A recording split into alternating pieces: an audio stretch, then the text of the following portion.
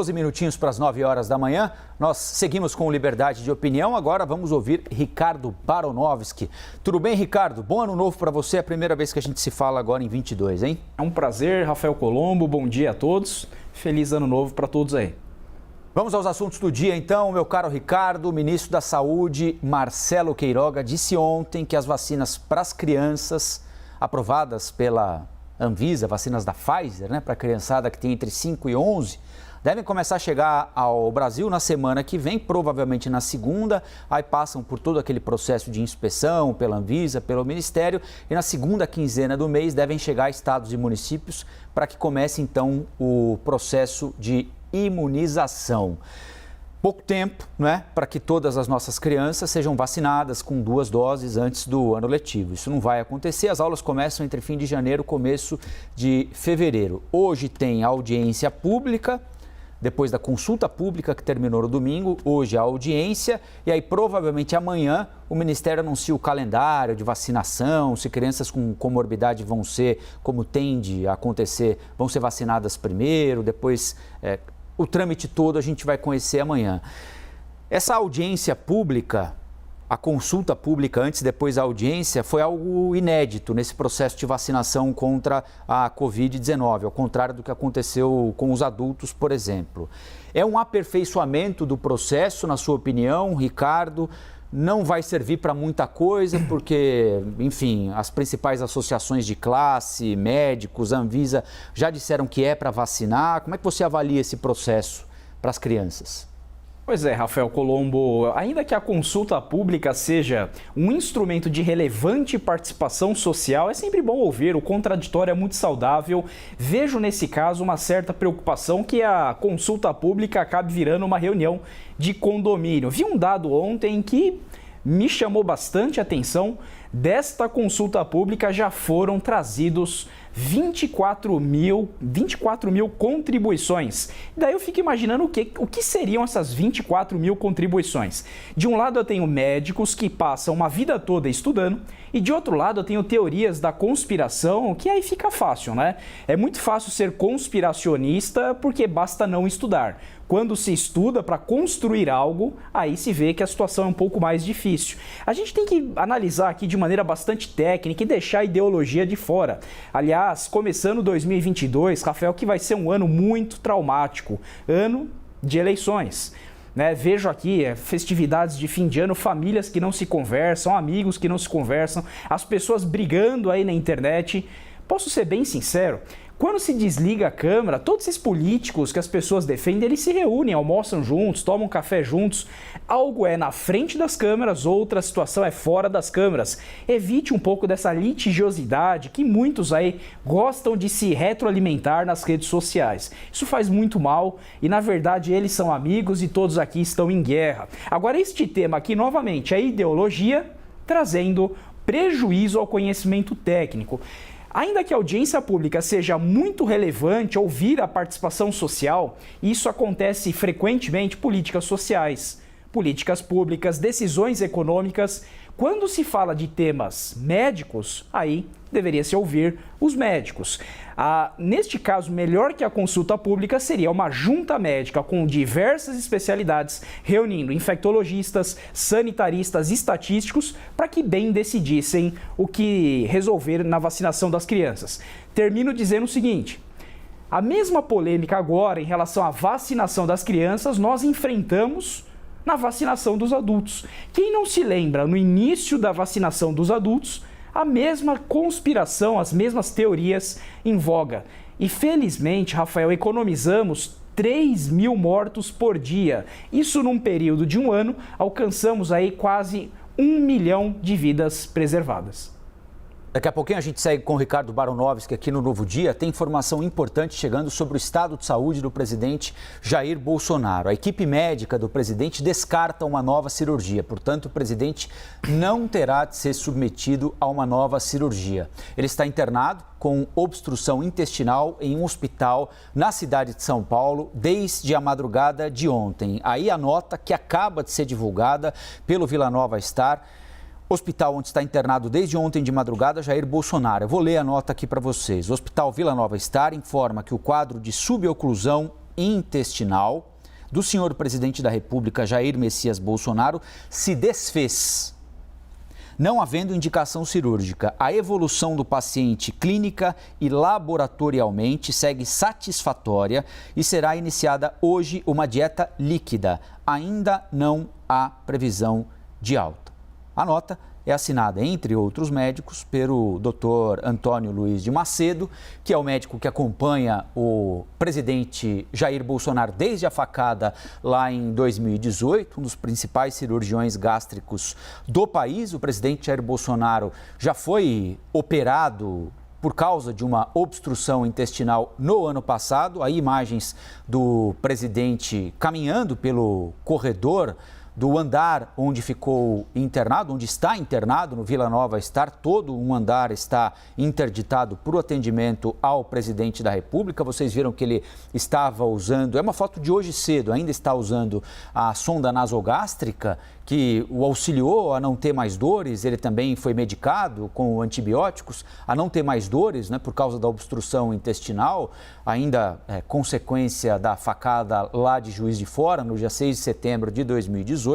Havia a dúvida se ele seria ou não submetido, se haveria ou não a necessidade de submetê-lo a uma nova cirurgia. Possibilidade, então, neste momento, descartada pela equipe médica do Vila Nova Star, que além de descartar a cirurgia, diz que já está desfeita a obstrução intestinal no presidente da República, que deu entrada no hospital ontem, por volta de 3 horas da manhã. Ele estava passando as férias em Santa Catarina, tinha passado uma parte das férias no litoral paulista, no Guarujá, depois foi a Santa Catarina, onde passou o ano novo. Disse que se sentiu mal, sentiu disposição depois do almoço de domingo, foi levado para São Paulo, chegou a São Paulo na madrugada de ontem, atendido pela equipe do Dr. Macedo, que estava viajando, passando o ano novo fora do Brasil. Dr. Macedo monitorou a equipe ontem, conseguiu embarcar no avião, chegou ao Brasil hoje 6 horas da manhã e, portanto, a partir da análise dos últimos exames, ele descartou a possibilidade de cirurgia. Nós vamos a Brasília agora. O ministro Marcelo Queiroga está falando neste momento, vamos ouvi-lo. No campo, medicamentos antineoplásicos nas autorizações de procedimentos de alta complexidade, né? Isso é fundamental para a gente monitorar o resultado da quimioterapia e do tratamento do câncer, para saber os resultados. Vocês sabem que câncer é a segunda causa de óbito no Brasil e a quimioterapia é um dos tratamentos muito frequentemente utilizados. O SUS provém isso de uma maneira forte e nós precisamos controlar os resultados desses tratamentos para até poder corrigir rumos de políticas públicas. Então eu considero essa aqui uma portaria muito importante aqui para o tratamento do câncer no Brasil. Ministro, bom dia. O senhor conversou com a sua secretária Rosana hoje a respeito da audiência pública? Não conversei com ela não. Conversei com ela ontem. Tranquilo, uma audiência como outra qualquer, pessoal. Não tem novidade nenhuma. Quais vão ser os participantes, entidades médicas? Sim, as entidades médicas, o Conselho Federal de Medicina, o CONAS, o CONASEMS, foram convidados também o CNJ, o Conselho Nacional do Ministério Público Federal, as sociedades científicas, tudo isso para propiciar um amplo debate e para ajudar os pais a tomarem as melhores decisões para os seus filhos, como eu tenho dito de maneira reiterada, desde o dia 23 de dezembro, não há novidade nenhuma. Nós teremos as doses, como todos já sabem, e os pais podem livremente, dentro do que o Ministério da Saúde estabelece, e que eu espero que seja seguido por estados e municípios, levarem seus filhos para a vacinação, se assim desejarem. A previsão inicial de chegada de doses da Pfizer pediátricas é de 3,5%. Na consulta pública, tem lá já especificado que nós temos um contrato que a Pfizer fornecerá essas vacinas na semana que se inicia no dia 10, e amanhã nós vamos passar para vocês um cronograma com todas as chegadas, aliás, como temos feito, né, em relação a essa campanha de vacinação. Tranquilo, vamos continuar com a nossa campanha, que é de muito sucesso. Tem a variante Ômicron, né, que causa maiores casos, né, um número maior de casos.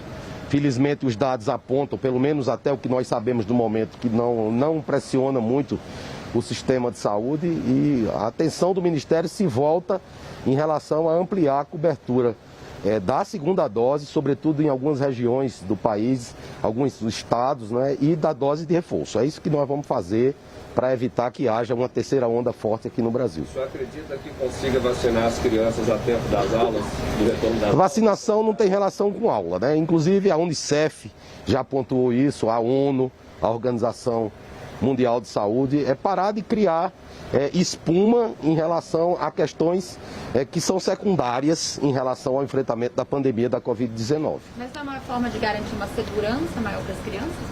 Bom, você leu o estudo que saiu publicado no New England Journal of Medicine sobre a vacina de 5 a 11 anos? Então, tem que ver. Lê uma consulta pública, lê o documento que está lá.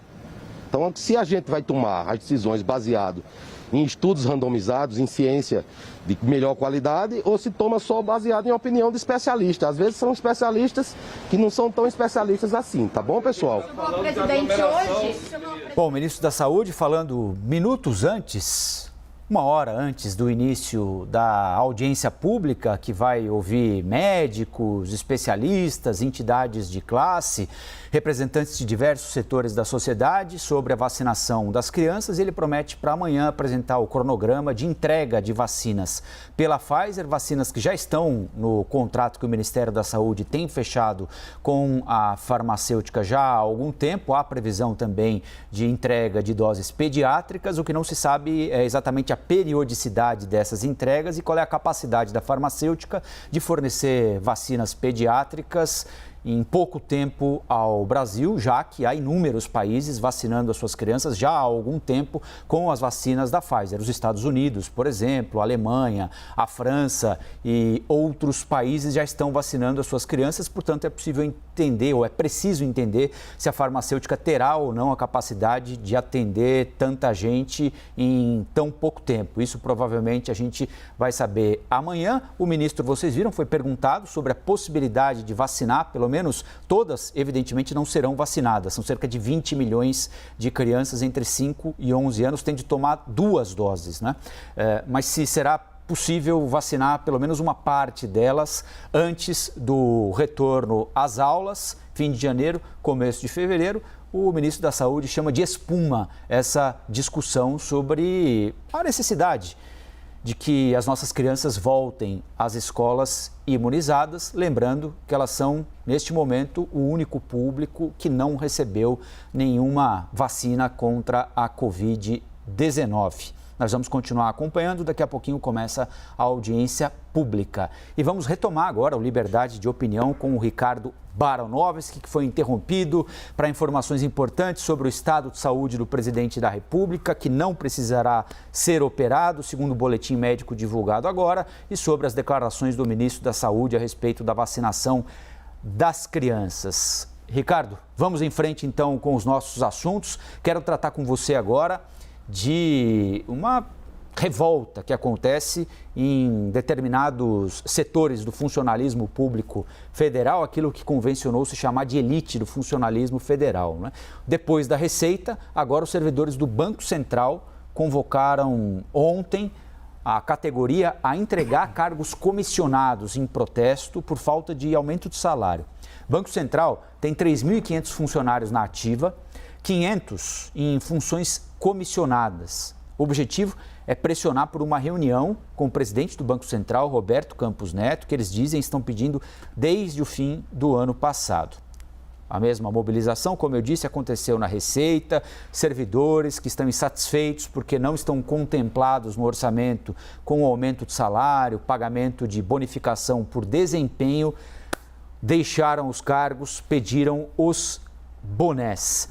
Avizinha-se aí, Ricardo, depois do reajuste prometido pelo presidente à Polícia Federal, uma sequência de manifestações desse tipo, Receita, Banco Central, provavelmente em outras categorias na sua avaliação? Perfeito, Rafael. E como já vínhamos analisando desde o ano passado, a situação ela vai se tornar mais macro, tendo em vista que agora terminou a vigência da Lei Complementar 173 de 2020. Essa lei, editada no início da pandemia, ela congelava os salários, a abertura de novos concursos e qualquer reajuste aos servidores até o dia 31 de dezembro de 2021. Uma vez vencido este prazo dado pela lei, as categorias então agora acreditam na boa vontade, na justiça de se ganhar este aumento. Mas o comentário aqui é um pouco mais técnico, Rafael. A quem interessa demonizar o servidor público? Na verdade, não se colocou uma granada no bolso do servidor, se colocou uma dinamite inteira. E trago aqui alguma análise. Desconhece-se quem é o servidor público. Mais de 90% desta categoria não são estes servidores federais. Quando se analisa essa situação, não se deve analisar apenas no âmbito federal, que tem as melhores remunerações. Ainda que a pauta seja bastante justa, é necessário analisar o serviço público de uma maneira mais abrangente. 90% dos servidores são compostos de professores, enfermeiros, médicos, policiais civis, guardas municipais que têm uma remuneração entre 2 e 3 salários mínimos, líquido sequer passa a 2 salários mínimos. Desconhece-se o servidor público e querem retirar as duas principais ferramentas do serviço público. A primeira é a estabilidade. A estabilidade não é para proteger servidor que não trabalha. A estabilidade é um direito da sociedade contra desmandos, corrupções, apadrinhamentos políticos. Imagine um procurador municipal que se vê diante de uma licitação superfaturada.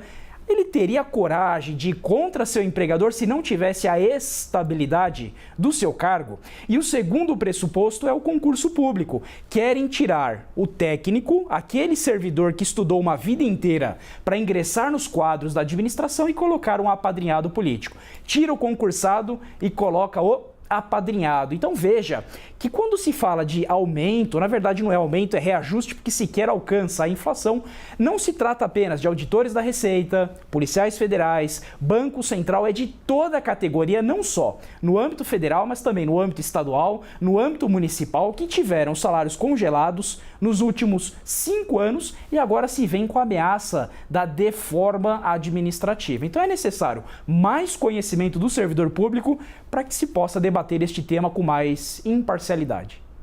O presidente do Conselho Nacional dos Secretários de Saúde, Carlos Lula, disse à âncora Daniela Lima que seria prudente cancelar o carnaval no Brasil. E afirmou que a variante Ômicron do coronavírus deve se tornar prevalente no país ainda neste mês aqui. Para especialistas que nós ouvimos aqui na CNN, a expansão dessa nova cepa no Rio, em São Paulo, já está bastante acelerada. Ela é uma variante, pelo que se sabe até agora, mais transmissível, com sintomas menos graves, especialmente para quem está vacinado.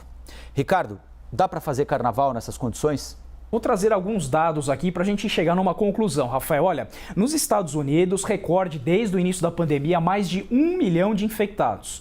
Segundo dado, o congestionamento hospitalar que já se anuncia desde o final do ano passado no Brasil, aliás, falta teste nas farmácias. Isso é um dado, isso é objetivo. Um terceiro dado aqui, pesquisadores já apontam que nós teremos uma 4ª onda da pandemia em até 15 dias, provavelmente ainda no mês de janeiro. São fatos, são estudos. Com base nesta situação, será que seria prudente? Aliás, será que pelo princípio da precaução, onde o dano é incerto, seria bom arriscar e fazer uma nova festividade? Vamos pagar já a conta do Réveillon. E depois de março, uma vez realizado o carnaval, quem pagará essa conta são os comércios, os empregados que já tiveram seus contratos suspensos. Muitos tiveram perda de benefícios durante a pandemia, não tiveram vale alimentação, vale transporte, redução do seu salário. Muitos perderam seus postos de trabalho. A gente viu o desemprego subiu até quase 15%, 1 a cada 3 empresas fechadas. Ou seja, ainda que o carnaval gere milhares de empregos diretos e indiretos, é necessário olhar de maneira mais abrangente, porque de março a dezembro, quem vai pagar a conta são as empresas, comércios, trabalhadores. Me parece que, neste momento, a melhor saída é o prestígio à saúde pública e à precaução, tendo em vista que depois teremos uma 4ª onda, um novo fechamento, e o Brasil não merece sofrer novamente com essa peste. Ricardo Baronovski, bom dia, até a próxima aqui no Liberdade. Ricardo. Bom dia, Rafael, bom dia a todos.